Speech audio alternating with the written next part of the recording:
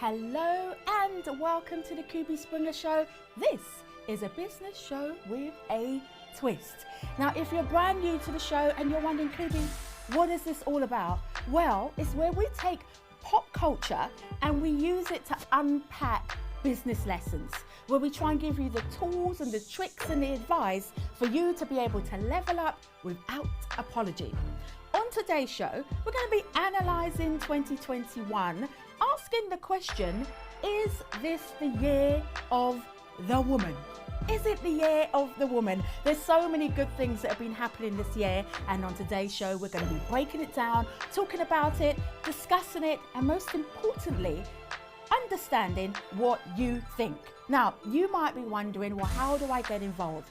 Very simple. You just need to press the share button and let everybody who you know who's interested in business know that we are live. If you're on YouTube, make sure you write in the comments. If you're on Instagram Live, you know you're my co-host, right? So you got to put your name, where you're from, what you think. Do you agree? Do you disagree? Put it all in the comments, because we have an interactive board where I like to see what it is that you are all saying. But before we get to the interactive board, I think we should start the show off with what we like to call SBB News.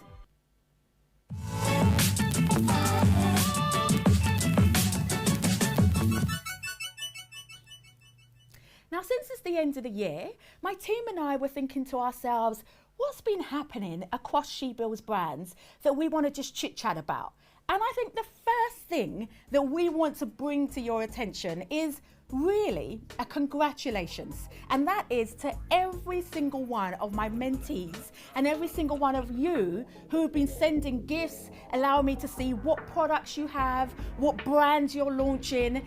And you know what? It's just been amazing to analyze and kind of see what you guys are up to. So I'm going to kick off with a product that was sent to me recently. In fact, it was when I was at the Ruach Business Club. This amazing lady came up and she said, I've got this drinks company, Kubi. I want to tell you all about it. And the company is called Goodness Gracious Juice Company. I love that name, Goodness Gracious Juice Company. And let me tell you all about it. So they've got a variety of different juices. They describe themselves as a delicious homemade delight made with you in mind. They go on to say that enjoy this refreshing range of juices for your taste buds and more. Enjoy straight from the bottle, over ice, or even with your favorite mixer. So in other words, you can be drinking this on its own as like a healthy drink, or you can do it as a chaser. And I figured, you know what, since it's Christmas, a chaser might not be a bad idea for those of you who like a little mocktail or a cocktail. So thank you so much to them for providing me with some bottles to taste. And I must say this, guys, I tasted a little bit of the ginger juice. Ooh, it's yummy. It's super yummy. All right, talking of things that have been going very, very well. Across the year, we've been working with some amazing brands at She-Builds Brands. We've been working with people like Arm, Barclays. I mean, we've been working with some really, really great brands. And when I was analysing how the year has done, I said to my team, you know what? Even though this year has been difficult for so many, look what we've managed to do. And I want to say this to you guys at home. Even though this year has been difficult, I need you to pat yourself on the back for the wins. In fact, today I put on my Instagram that sometimes before we plan for the future, we need to audit the here and the now. We need to be able to say to ourselves, what did I do well? What did I not do well? What would I improve on next time? You need to analyze things like your P&L, your profit and loss. You need to analyze your net promoter score, which basically means how possible is it that someone would promote you and talk about you and refer you. And most importantly, I think particularly for this year, you know what we need to do, everybody? We just need to pat ourselves on the back. That's what we need to do. We just need to pat ourselves on the back and give ourselves a big thumbs up, because the year's been difficult, but yet we've done it. So pat yourself on the back, okay? I want to feel your vibes that you're patting yourself on the back. Okay, awesome. Now, talking of amazing things that happened, this year was the Queen's birthday. All right, the Queen of England turned 95. And to celebrate her birthday, Amazon had a documentary called Queen at 95. And in that documentary, they were asking the question, is the Queen's brand the biggest brand in the world? And I had the honor of being part of that documentary. And so we've got a little clip for you. Let's take a look and then let's kind of chop it up a little bit. Measured against some of the biggest brands in the world, the royal family came fifth after Facebook, Amazon, Google, and Apple. The data shows us that the Queen is the fifth most talked about brand in terms of press articles, which is huge. Because when you think about the size of those brands, you think about the global reach. I mean, Facebook, 1 in 3 people who have access to the internet on the planet are on Facebook. But yet the Queen is still up there with that. I mean, that's humongous. What do you think? Are you surprised by that? Are you surprised to hear that the Queen's brand is bigger than Facebook, is bigger than Coca-Cola, is bigger than David and Victoria Beckham combined, is bigger than Jay-Z and Beyonce combined? Like, are you surprised? Because honestly, when I did my research, my gut instinct was that she had the biggest brand in the world. But actually, when I started to look at the data that the researchers provided, when I looked at the data in our own research, I was like, wow, go ahead, Miss Elizabeth. So the Queen's brand is the biggest brand in the world. And I can see that some of my co-hosts are on. I can see that Legacy London Studios is on. And I can see that the worldwide _ Chris is giving me a whoop whoop. So whoop whoop to you too, honey. Whoop whoop.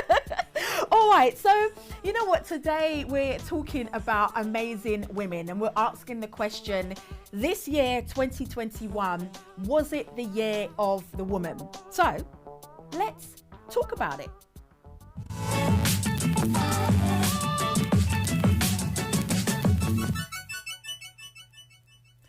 If you cast your mind back to the beginning of 2021, right at the top of the year, do you remember how beautiful it was for Kamala Harris to be sworn in as VP of America? You know, for me, I remember when Biden was doing his campaign, I was thinking to myself, is it going to happen? Are we going to make history with the first Black female VP? The answer was yes. So let's just recall that memory for a moment and then let's talk about it. I, Kamala Davy Harris, do solemnly swear. I, Kamala Davy Harris, do solemnly swear. That I will support and defend the Constitution of the United States. That I will support and defend the Constitution of the United States. Against all enemies, foreign and domestic. Against all enemies, foreign and domestic. That I will bear true faith and allegiance to the same. That I will bear true faith and allegiance to the same. That I take this obligation freely. That I take this obligation freely. Without any mental reservation or purpose of evasion. Without any mental reservation or purpose of evasion. Wow, wow, wow. Where were you when that historical moment took place? Was you at home? Was you abroad? Like, where were you? I remember when it happened, I kind of stayed up, I watched it, and I was just thinking to myself, there's going to come a day very, very soon where America are going to have their first Black female president. Little did I know that it was going to happen in 2021. Now, you might be like, what? Kubi, what are you talking about? Listen to me clearly. There was 15 minutes. If you didn't know this is so cool. There was 15 minutes where Joe Biden went into hospital and Miss Harris had the presidency for 15 minutes. So technically, America has had its first Black female president. albeit for 15 minutes. Okay, which is super cool. All right, let me go to what my co-hosts are saying. So I can see that we have, wow, I'm surprised at that, has come through from Legacy London Studios. Oh, goodness gracious, Ginger has said, I'm so glad you enjoyed your taste of goodness gracious Ginger. My pleasure to share. Well, thank you for providing us with it. I'm going to share it with the whole team. I'm going to share it with the team later. All right, what else have we got going on? I can see so many of my co-hosts are on. Remember, guys, if you have anything you want to say to contribute to the show, drop it in the Instagram chat, drop it in the YouTube chat, and I will read out what you're saying. Okay, I can see yes to Black female president, fire emojis coming up. Kamala Harris, a wonderful moment in time. Absolutely, and I can see some hand raises are going up in the chat, which is amazing. All right, so she kicked the year off for us as a year of women doing it and doing it big. But the other person that did phenomenally well was Janet Yellen. Now, she was the first woman to head up the Treasury Department. And what's really beautiful with this is not only do we have the first woman heading up the Treasury Department, but it really got me thinking about what will it look like now? And there was a clubhouse room that I was recently on. And in that clubhouse room, we were having a discussion around IQ and EQ and SQ. And because Janet has now become the first woman in the Treasury Department, the discussion was, will there be more EQ, emotional intelligence, and SQ, spiritual intelligence, within that department because a woman is now at the head of it? So I want to ask you, do you think that's going to be the case? That there's actually going to be much more EQ and SQ, emotional intelligence and spiritual intelligence, because there's a woman at the head? Or do you think that actually, no, it won't make a little bit of a difference? And what's really fascinating for me is as the discussion went on in this particular clubhouse room, there was all these other elements that were being added into the debate. So I don't know if you guys ever heard of the CQ. Now, the CQ stands for cultural intelligence, and the PQ stands for persuasion intelligence. So I think it's really interesting when we're looking at, as women become power brokers in some of these traditional male industries, whether or not only the diversity of thought will change, but the approach will change. So what do you think? EQ, SQ, PQ, CQ, is it important, and will it change because a woman is at the head? Let's see what everybody is saying. What is SQ? SQ is spiritual intelligence. So what they mean by that is, if you think of it like this, that IQ is your kind of intellectual, EQ is your emotional, and then SQ is your energy, your spirit, the kind of unseen, the untouchable, right? You know, when you meet somebody and you're like, there's something about that person and you're not quite sure what it is. That's what they would describe as the SQ, being intelligent with that energy that they bring into the room, with their kind of spiritual presence, as it were, that they bring into the room. All right, what else have we got? How does SQ help an organization? Well, for me personally, I think that we are holistic beings. And I think when we go into the workplace, we don't just go in with our intelligence. We don't just go in with our emotions and our ability to understand others' emotions, but we also go in with our spiritual self. And I'm not talking spiritual as in religion. So it doesn't matter what religion you agree with or don't agree with, but just that energy that we bring into the room. Classic example. When I came into the studio today, Lekan, who's our producer, turned to me and he was like, "Are you okay?" He felt my energy.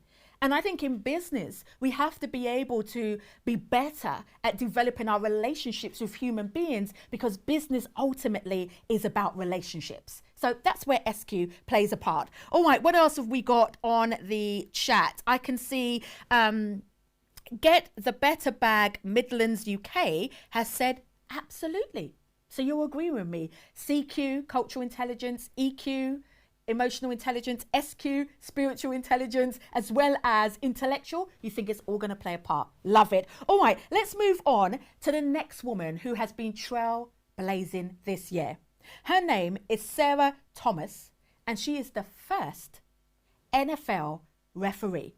Let's take a look, and then let's talk about it. Here, Super Bowl 55. If you make it to the Super Bowl, that means you're the best person in your spot.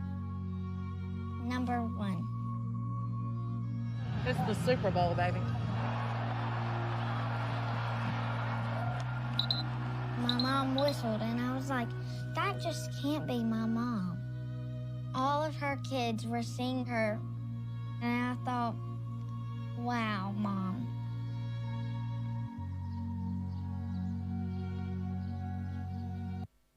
How beautiful is that piece?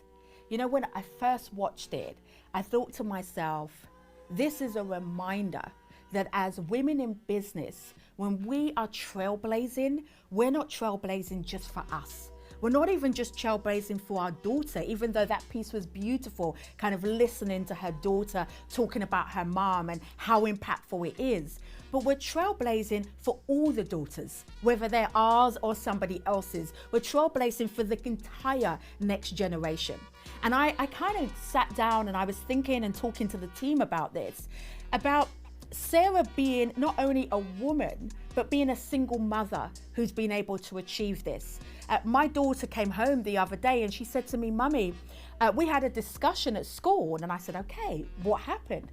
And she said, my teacher made a comment that all mummies have to work hard. And I said, okay, and what did you say, Puppet? And she said, well, I said to them, yes, all mummies have to work hard, but my mummy doesn't have a daddy to support her. Now, first of all, can we pause for the cause and say, how perceptive is my baby angel? Okay, that's the first thing. The second thing is that she's absolutely right. I think, yes, all mothers have to work hard, all working women have to work hard, but I think that there is something really special about a woman finding herself in a position where she's a single woman and still rising to the top. And you know, as a team, we have this production meeting. We were having this discussion about whether or not there really is a difference between a single dad and a single mother rising to the top. And I wonder what you guys, as my co-host, think. And you guys at home, do you think there's a difference? For me personally, I think there is.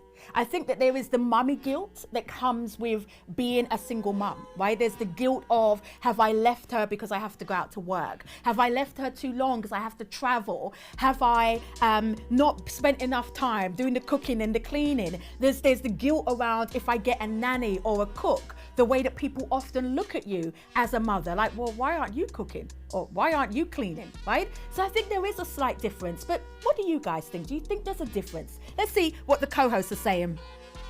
Your daughter is wise. Thank you. Thank you so much. I'm getting love hearts for this. I think you guys are really loving what Sarah has done. I'm getting some prayer hands are going up and some absolutelys. Yeah, absolutely. I believe that, don't get me wrong, I think it's important to praise every single woman for achieving anything she's ever done. But I think when a woman does it solo, I think we need to give her an extra round of applause. What say you, Mr. DJ? A round of applause? Yes.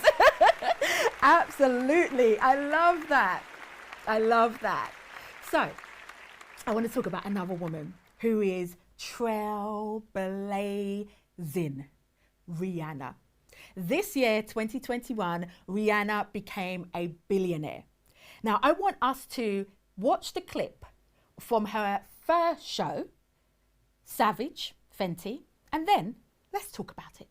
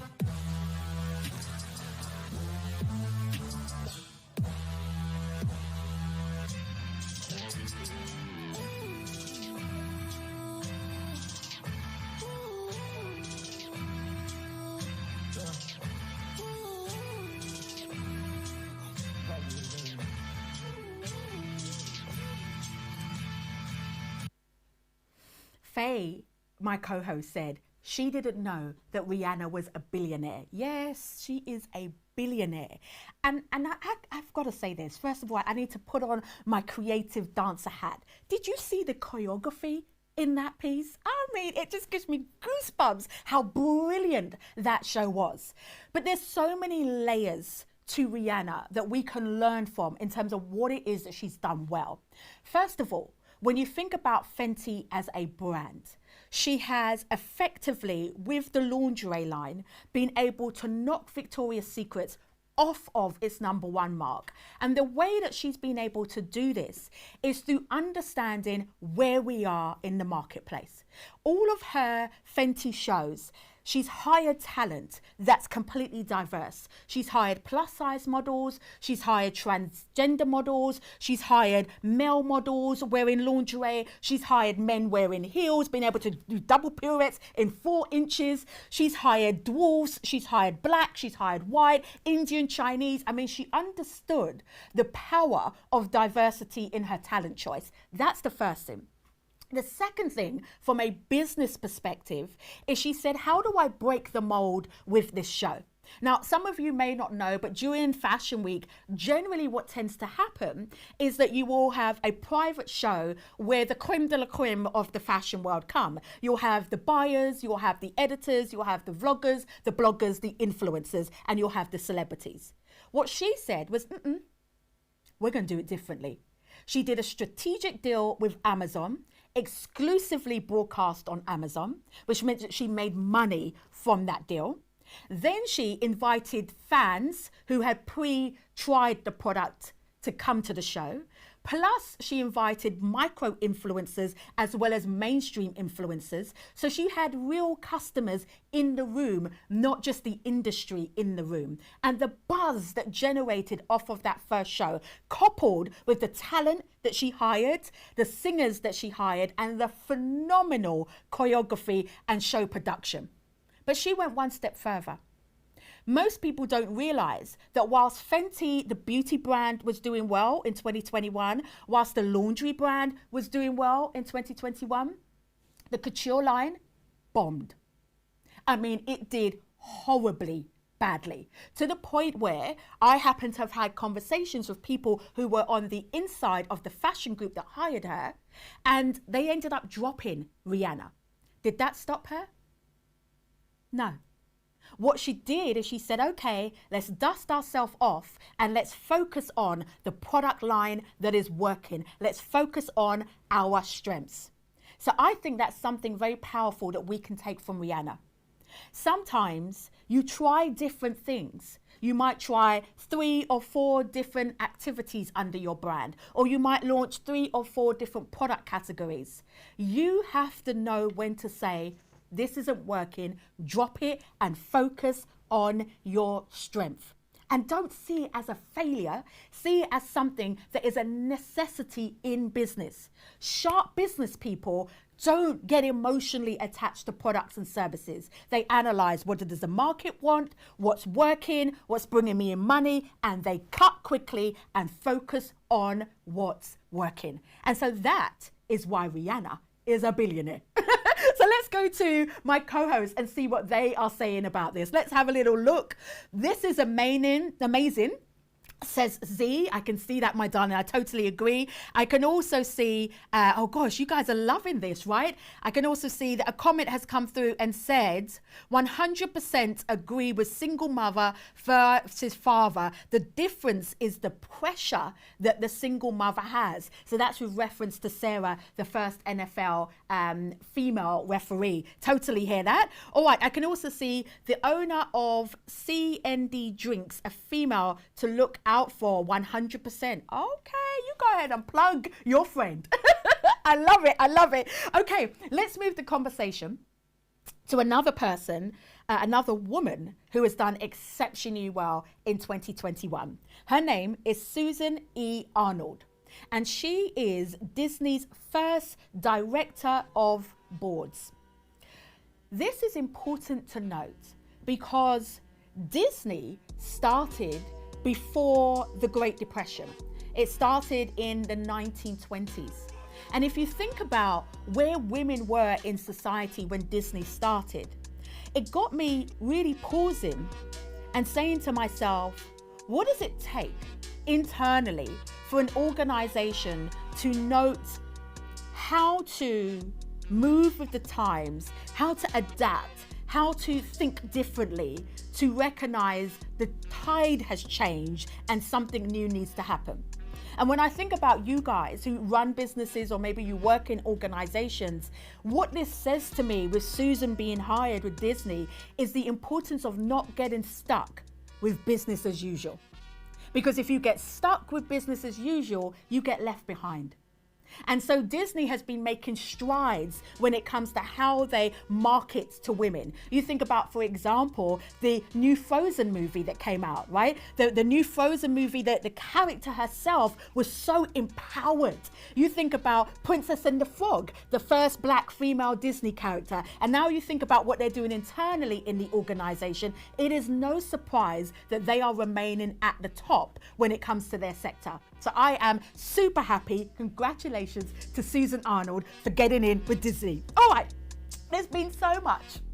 When I say in 2021, there has been so much going on with women who are just making strides. I'm going to read through just a couple more.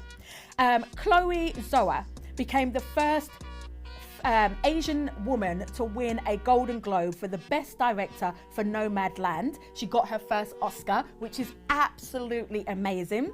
We also had Germany doing something fantastic.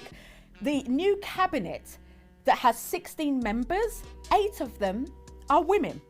And so in future shows, when we come back in the new year, we're going to be really addressing the question around what impact will it have having more women in politics? And I just want to touch on this for a minute, right? When you think about what Boris Johnson has recently done, you know, the blunder, for those of you at International, it came out that whilst we were all on lockdown in the UK, Boris Johnson and those in number 10 were having a good old party. And so it's come out, and obviously everybody are in uproar. Here's my question though. What would the media response be if it was Theresa May? What would it be if it was Margaret Thatcher? If it was a woman that was in that position, would the headlines be different? What do you think? We're going to talk about this in future shows because I think it's such an important thing to address. When women come into politics, when women come into business, are they treated differently from media? And if so, why? You know, I remember, for example, when Michelle Obama and Barack Obama were coming through the political realm. When Michelle Obama first became the first black female first lady, they kept going on about how angry she was. Do you remember that? Why? Would it have been different if she wasn't a black female? Or when, for example, we see some of the first ladies come in or some of the prime ministers come in, like the lady in New Zealand, the first female president in New Zealand, there was so much press around her outfits.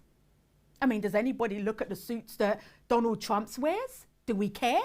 So we're going to talk about this in future shows, but let's see what my co-hosts have been saying. Come on, Germany. Yes, I feel like it's a football match now. Go, Germany. Absolutely. What else are they saying? I can see that we have some comments that have come through. Big up to the ladies. Yes, I agree with you. Stats show female political leaders make better leaders, says Faith. Outrage says get the bag, Midlands, UK. Why, darling? What's an outrage? Do tell. What else we got? Women are treated more harshly. I feel we have to be extra cold to compensate the stereotypes that women are too emotional. Yes. I think it's going to be an interesting discussion in the new year, really analysing this. All right, women are on the rise in a mighty way. What else do we have? The press couldn't touch Margaret Thatcher. They tried, though. They did try. Remember they used to call her Iron Lady? Oh, they did try. Okay, what else we got? We already know she would have been booted out of number 10, says Minding My God Business. That's interesting. That is very interesting. All right. I want to wrap up this section of Let's Talk About It by going to a poem that was read out at the top of the year at Biden's inauguration by Amanda Gorman, because I think this poem just sums up everything we have said. We've learned that quiet isn't always peace, and the norms and notions of what just is isn't always just is. And yet the dawn is ours before we knew it. Somehow we do it. Somehow we've weathered and witnessed a nation that isn't broken, but simply unfinished. We, the successors of a country and a time where a skinny black girl descended from slaves and raised by a single mother can dream of becoming president, only to find herself reciting for one. Absolutely. I think Amanda Gorman, beautiful soul that is rising, has summed up the year of 2021. Women are on the rise. I totally agree. And the comments and my co-hosts agree with me too. Theresa May, she's got no chance. She'd be handing in her resignation. Oh, be nice, Faye. Be nice, honey. What else we got? We need more women leading the media powerhouse. I love that, Faith. And lastly, we have one more comment. Men and women are definitely not judged the same in male-dominated spaces. Well, you know, this is a topic that I love to talk about. And so we're going to continue in this vein in the segment that we like to call, Do We Love It?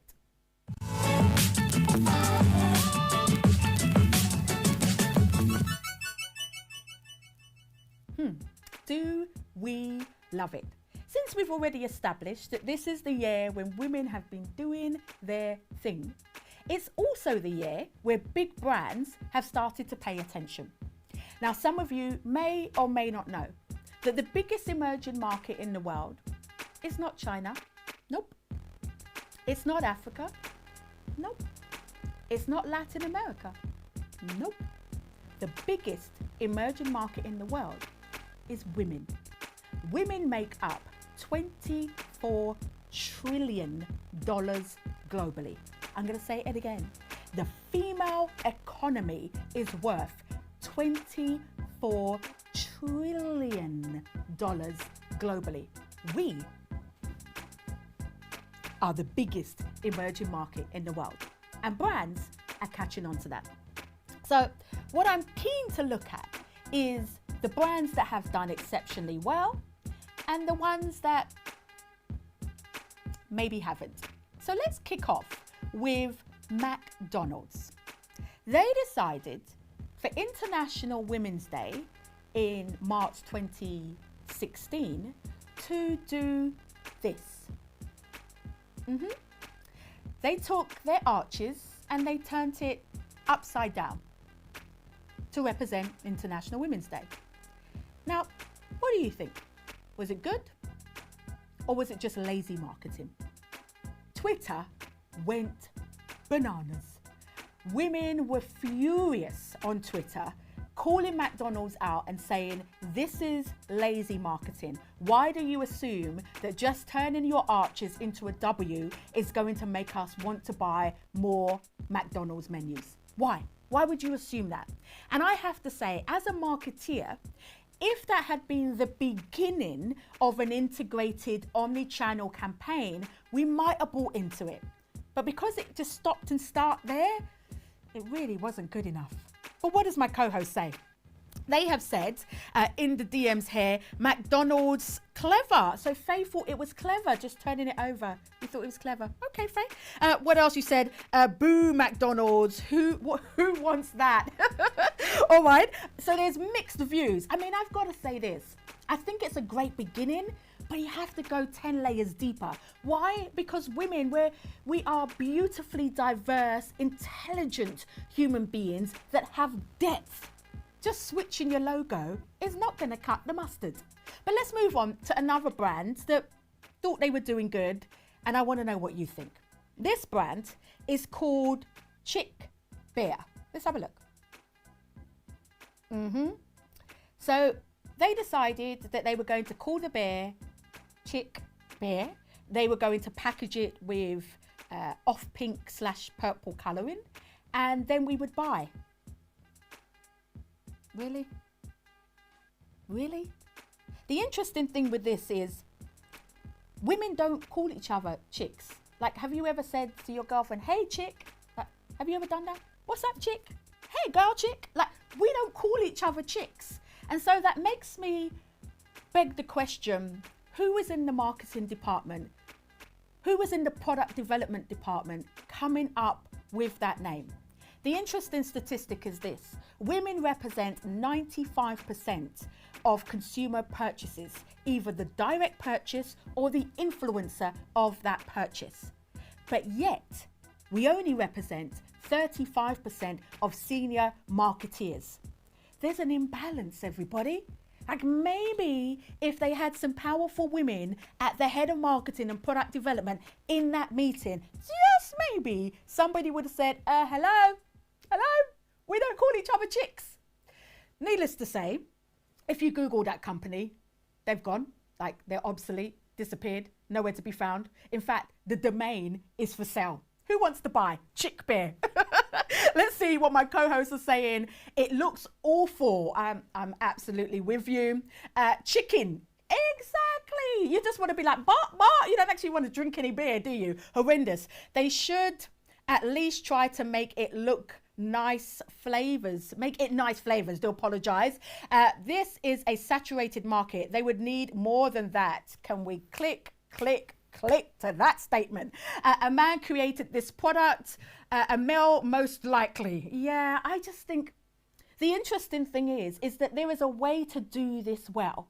There's a way to do this well. And this next brand has understood that as women, we do drink beer and whiskey and alcohol, but you need to penetrate our psyche in a much more powerful way to get us to buy. Let's have a look. They said it wasn't allowed, that it was too risky. But then they also said we couldn't drink. But we drank.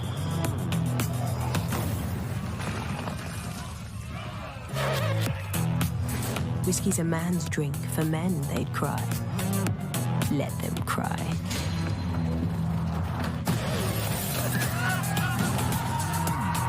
Drink it neat, don't water it down. A single malt is sacred, they preach.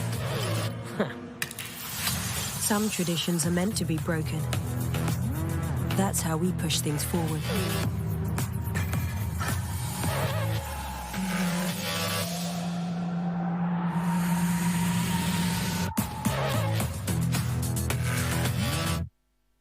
Powerful, phenomenal, amazing, hands down, rock stars. I mean, I can't come up with any more words. Fantastic advertising. Like, how brilliant was that? Okay, let's dissect how they did so well.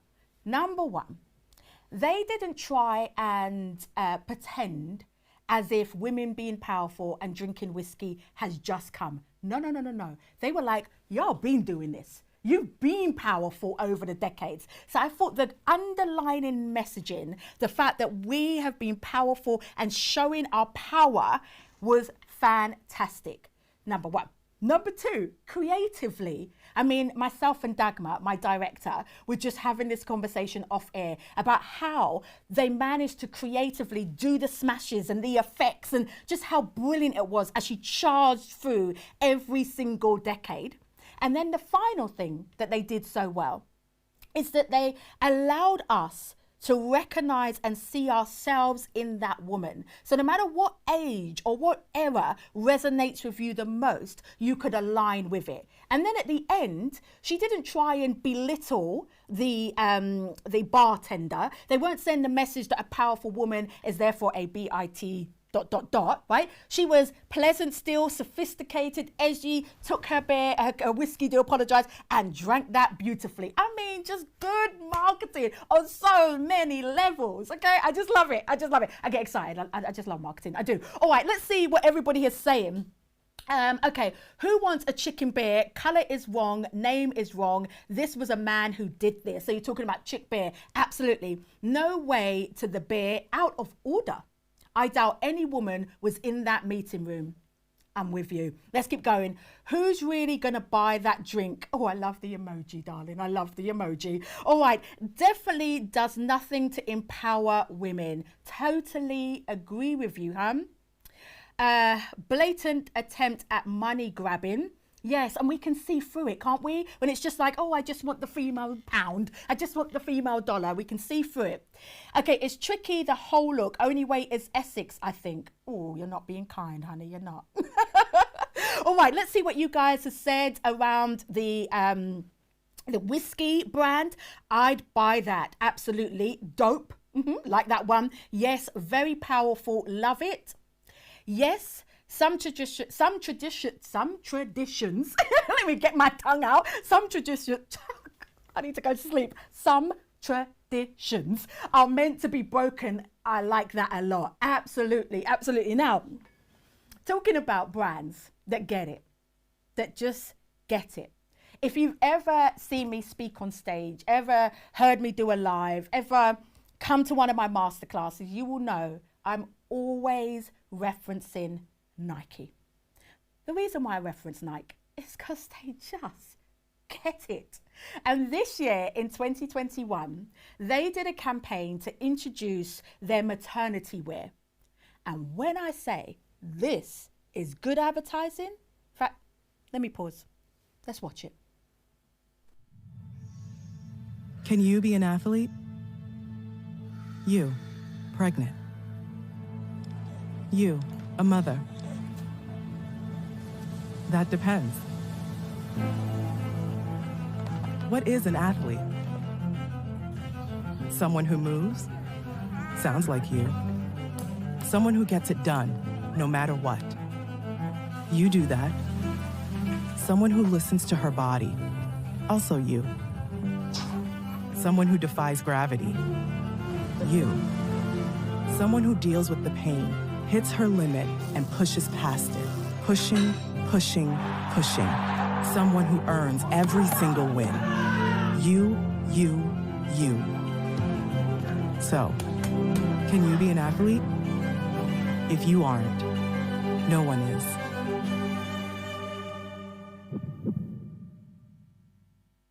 We give Nike a round of applause.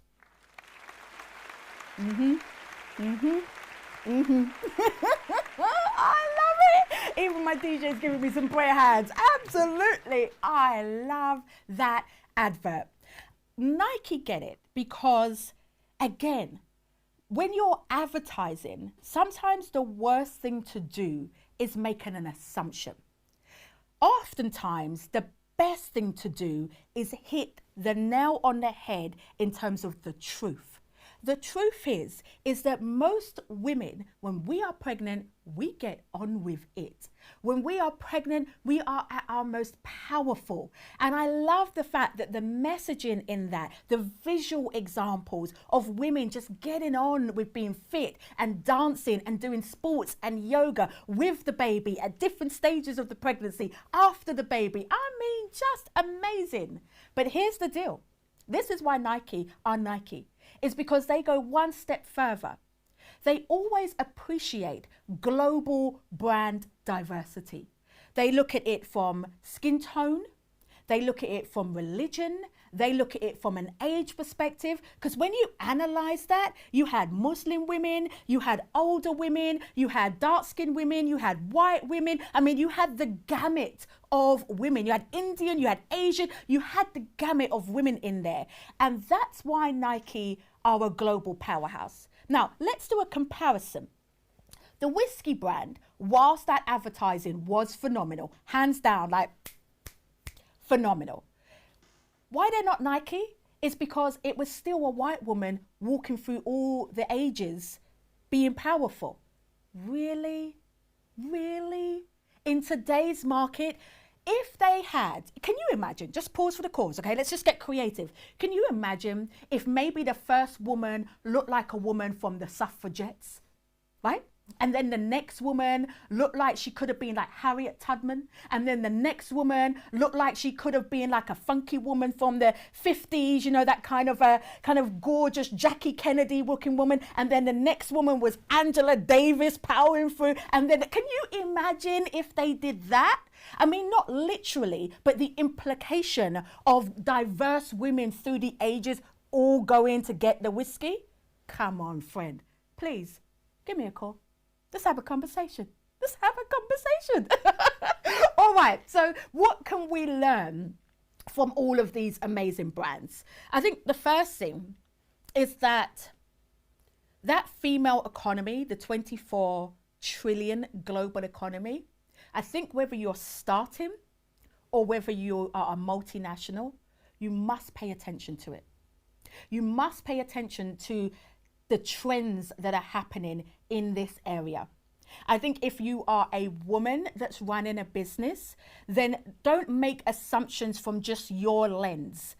Make sure that you have got a range of people in your teams, whether it's small teams or large teams, that are going to support the vision. If you're a man that started the brand, then surely it's a given that you need power brokers that are women at the power broking tables. No longer can we afford in 2021, going into 2022, to just be white, male, pale, and stale. It won't work in this era. Let me see what my co-hosts have said. Wow, love that. All strong women. I loved working for Nike back in the day. To see the latest ad campaign preview was always epic. Oh, congratulations for working with Nike. We're getting great work, Nike. Nike, wow, you are doing it. Fire emojis. Okay, doesn't the advert exclude women who are unable to have children? Have for friends who are trying to, they really hate this ad. I love the ad, but I think they needed to be more inclusive. So whilst I think it's a brilliant question, but we must remember what the product is. It's maternity wear.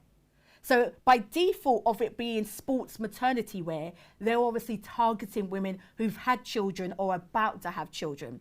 But I think it's a fantastic point. Let's make sure that we have CQ, which basically means what, right? It means that we have cultural understanding. I think it's a very, very, very good point. Don't tarnish your brand by alienating a particular demographic. I like that. What else are my co-hosts saying? Kudos to Nike. I love that. Also, I can see you guys are chatting. I love when you network. The whiskey ad needs a female face. Nike has Serena Williams. Oh, so you think that they need a brand ambassador? I like that. They need to call you for real. Come on. All right, what else do we have going on?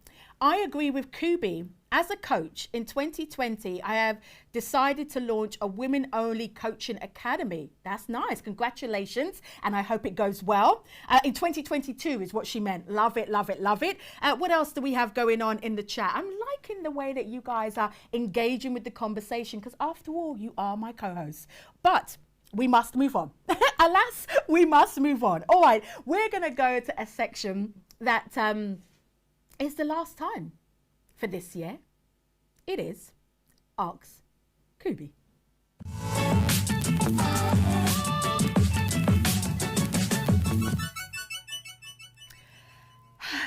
You know what?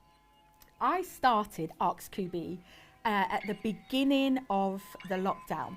And what I have noticed over the last 2 years is not only pouring into you and answering your questions, but what I've noticed for myself is the power of serving. I've noticed that the more I've done Ask Kubi and served you, the more it's challenged me as a marketeer to level up my thinking. And so I want to start off by saying to all of you, thank you. Thank you for sending in your questions. Thank you for sending in the DMs on the live Instagrams. Thank you for showing up. There were times where I was doing Ask Kubi Monday, Tuesday, Wednesday, Thursday during the height of the pandemic. Thank you for showing up. Thank you for being there. Because the more you ask me, the more it makes me have to go in, read, level up, and be a well of wisdom for you. So thank you. All right, let's get to the questions. What have we got? What can we do when we come across someone undermines our knowledge, skills due to our gender? Oh, that's a good question. All right. I think there's a couple of things here. I think, first of all, I always start with this premise. When somebody's doing something to me, I remember this. When you're pointing a finger at someone, there are 3 fingers pointing back at you. And so I always start off by analyzing myself first. I start off by saying, I don't appreciate what they're doing, yes, but is there something in me that could show up in a slightly different way? So, in analyzing myself, I ask myself the question, is this fact or is this one of my stories? Now, if you've never heard of the principle of a story, psychiatrists tell us that each and every single one of us, due to activities in our childhood and as we're growing up, we have stories that run in our minds, okay? In psychology, they call it your self-image. Your self-image is the story that you tell yourself repeatedly. Not the one that you put out on the gram, but the one that you tell yourself. And so whenever I'm looking at how somebody is treating me, I first of all go inwards and say, is this fact or is this part of my story? And I do some self-reflection. Once I've done that, then I start to think about what is their story. I think it's important in business, which is all about relationships, to come from a place of empathy. Now, I know this isn't easy. What I'm saying is not easy. I'm a woman and I'm black, double, okay? Race and gender. So when somebody is being a bigot in my mind, it is difficult to come from a place of empathy, but it is powerful to come from a place of empathy. So I ask myself, what's their story? Why would they think it's okay to treat me this way? Why would they think it is justifiable to behave in this way? Once I understand my story, and once I understand where they're coming from, then it's easier to come up with solutions on how to handle them. So let's make an assumption that they are an older generation and they have grown up in a time where it was okay to behave like this. Now, I'm not going to justify it and say it's okay, but now I understand why they're behaving like this. So therefore, I don't need to approach them in anger because it's not about me, it's about them. In fact, 9 times out of 10, when somebody is being a bigot, it is not about me, it is about them. I often say that sexism is not my problem, it is yours.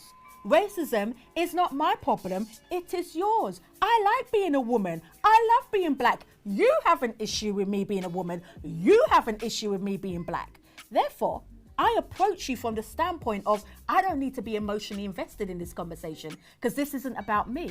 This is about you. And when you reframe your thinking like that, it puts you in a much stronger position to deal with idiots in the workplace. I hope that's helped you. All right, let's go to another question.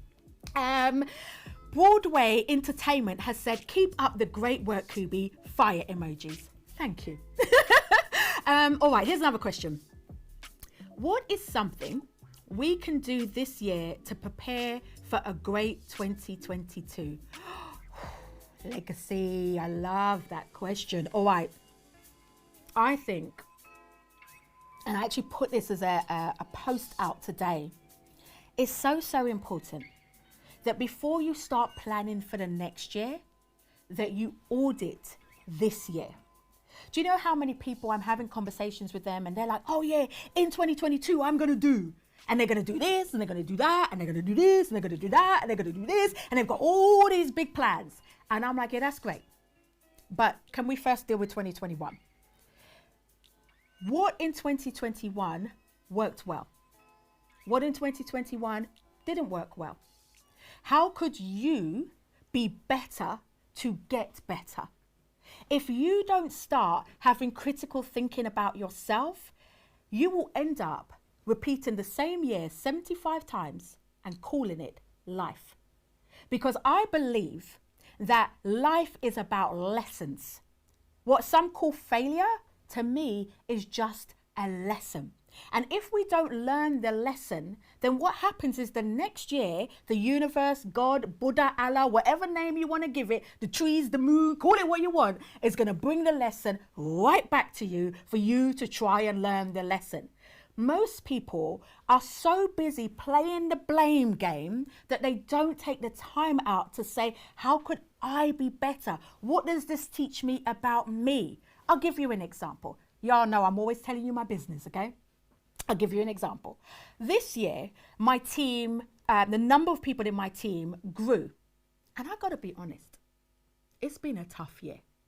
It was really hard this year managing a team that was diverse in age, diverse in ethnicity, diverse in terms of locations. You know, I'm the girl of diversity, right? Get critical thinking, diversity of thought in your team. Yeah, that's all well and good until you have to manage them, okay? It was really, really hard.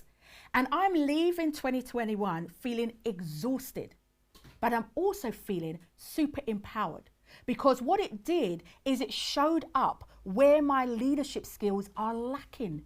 It showed up where I need to level up as a manager. It showed up where I need to be much more clear about KPIs, key performance indicators, and metrics. It showed up where I need to tighten what our brand culture is. It was my lesson. Yes, I'm exhausted, but the lesson is the gems, the juicy thing is the lesson. And so I really want to encourage you. If you've had a tough year, maybe you have. If you've had a tough year, rather than going around complaining and reliving the pain, why don't you take another perspective and say, where's the lesson? Where's the lesson for me? What can I learn? What is God trying to tell me?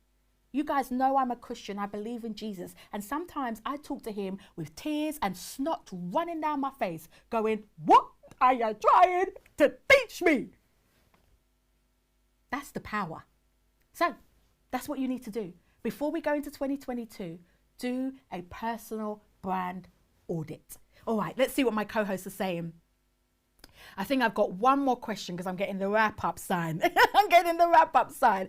One more is, Kubi, what do you do to motivate yourself when you receive a no? Oh, that's a good question to end on. What do I do? First of all, if I'm honest, I cry. Like, I think crying's good. It's God's way of cleansing the soul. I have a good old boo-hoo. I allow myself to feel it. I lean into it. I call my friends. I cry down the phone to my mama. If my daddy's over, I kind of go, Daddy, I need a cuddle. Like, I just be honest with the fact that I'm not feeling motivated right now. I'm not Superwoman. I allow myself to feel. But I don't sit in the feeling. What I do next is I say, all right, where's the lesson? Because the only reason why you don't feel motivated is because something's not working. If something's not working, there's a lesson in it. So I ask the question in my journal. I go to the Bible. I speak to my mentors, my advisors, my trusted people. Where's the lesson? I call Lecken up and I go, Lecken, what am I doing wrong? Where's the lesson? And then I rest before I go again. I don't think we can underestimate the power of sleep. There are times where you're fatigued and you need to sleep. Christmas, baby girl, I'm going to sleep. So that you can then come back refueled and ready to go again. Whew. I hope you guys have enjoyed today's show. All right, I want to finish the show with a poem, okay? I want to finish the show with a poem. I know Dagmar's going to kill me because I think we're way over the time. But here's the poem, everybody. Okay, here's the poem. It is Maya Angelou, and Still I Rise. Here we go. You may write me down in history with your bitter, twisted lies. You may trod me in the very dirt, but still, like dust, I rise. Does my sassiness upset you? Why are you beset with gloom? 'Cause I walk like I've got oil wells pumping in my living room. Just like moons and like suns, with the certainty of tides, just like hopes spring high, still I rise. Do you want to see me broken? Bowed head and lowered eyes? Shoulders folding like teardrops weakened by my soulful cries? Does my haughtiness offend you? Don't you take it awful hard, 'cause I laugh like I've got gold mines digging in my own backyard. You may shoot me with your words. You may cut me with your eyes. You may kill me with your hatefulness, but still like air I rise. Does my sexiness upset you? Does it come as a surprise that I dance like I've got diamonds, oh child, in between my thighs? Out of the huts of history's shame I rise. Up from a past that's rooted in pain I rise. I'm a black ocean, leaping and wide, wailing and swailing I bear in the tide. Leaving behind nights of terror and fear, I rise. Into a daybreak that's wonderfully clear, I rise. Bringing the gifts that my ancestors gave, I am the dream and the hope of the slave. I rise, I rise, I rise. Have a phenomenal Christmas. Enjoy it. Be safe, and whatever you do, rise without apology. I'll see you in 2022. Bye.